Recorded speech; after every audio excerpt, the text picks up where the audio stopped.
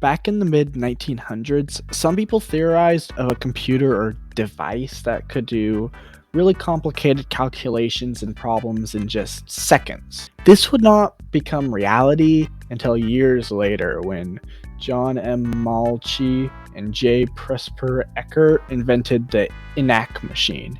ENIAC.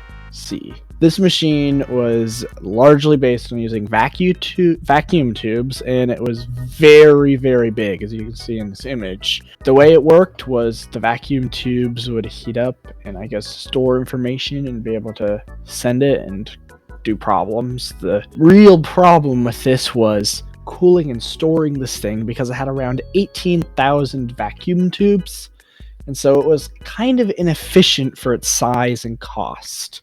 The Enac was used from 1946 till around 1955. In 1958, Jack St. Clair Kirby of Texas Instruments invented the first chip. The chip was basically a bunch of transistors piled together. In the 60s, there was little change. However, in the 70s, there was quite a lot. The floppy disk was invented in 1971, and in 1972, the first home video game console was released. In 1973, Ethernet was developed for connecting computers, and in 1977, the Atari 2600 was released. The Apple II was also released in 1977, and the very first Commodore was released. Then, in 1981, IMB released their first home computer that ran off of MS-DOS from Windows. MS-DOS was an operating system that was very basic that could run many things from inside of it.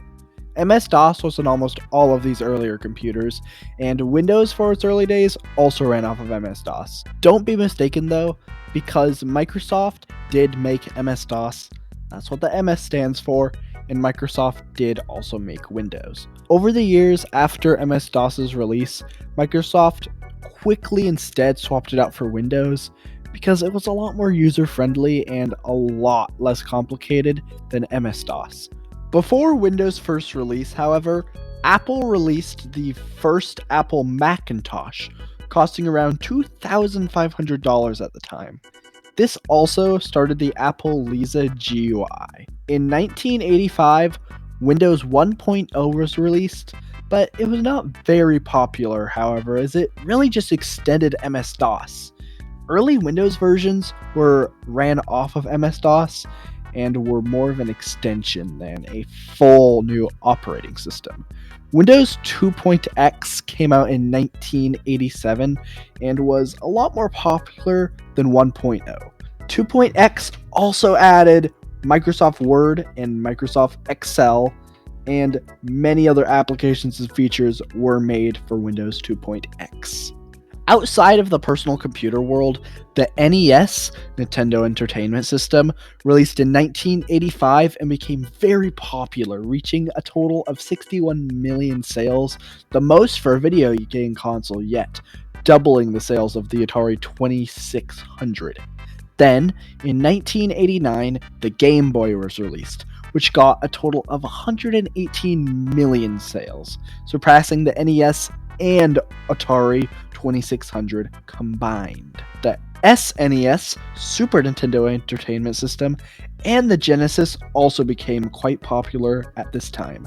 In 1990, Windows 3.0 was released and was also fairly popular. Then in 1992, Windows 3.1x was released and became quite popular. 3.1x also included 3.11. They are the same version. Windows had their big break, though, with the release of Windows 95. Windows 95 reached over 40 million sales in its first year. Windows NT, which there was only a Windows NT for Windows NT 3.0 and Windows NT 4.0, both were not very popular as some of the other Windows versions of this time. In 1995, the first iteration of the PlayStation was released, gaining 102 million sales, and then in 1996, the Nintendo 64 was released, gaining 32 million sales. In 1998, Windows 98 was released, which was an upgrade to Windows 95 and gained over 500,000 sales in the first 4 days.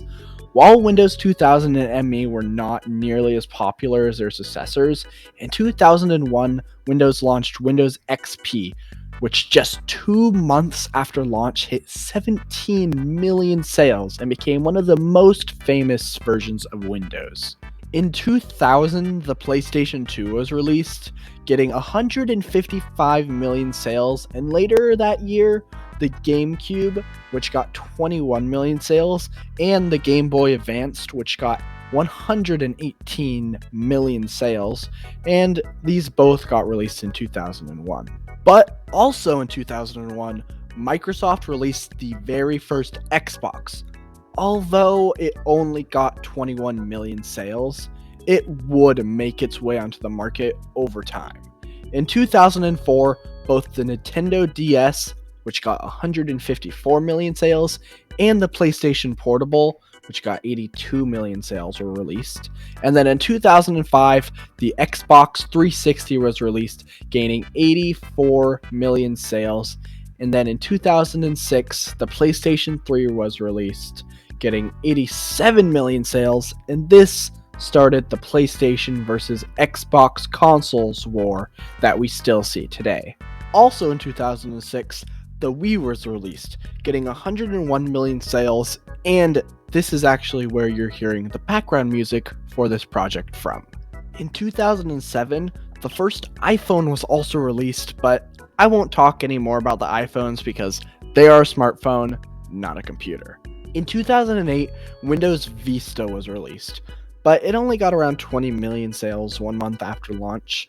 In 2009, however, the possible biggest Windows version ever, Windows 7, was released, getting 450 million sales in 2 years and has probably sold over 1 billion copies in its lifespan. In 2011, the Nintendo 3DS was released, getting 75 million sales, and in 2013, the PlayStation 4 was released, gaining over 116 million copies and is still being manufactured today. The Xbox One was also released in 2013, but only has an estimated 51 million sales, which I predict is even higher than that. In 2015, Windows 10 was released, gaining an estimated 1.5 billion sales in its lifespan, and only recently has Windows released Windows 11. In 2017, the Nintendo Switch was released, becoming very popular, and it still is today. Computers have truly evolved a lot since their first versions, and the evolution is truly fascinating. Today, the most modern consoles are the Nintendo Switch, PS5, and the Xbox Series X/S. And who knows what else will be in the future.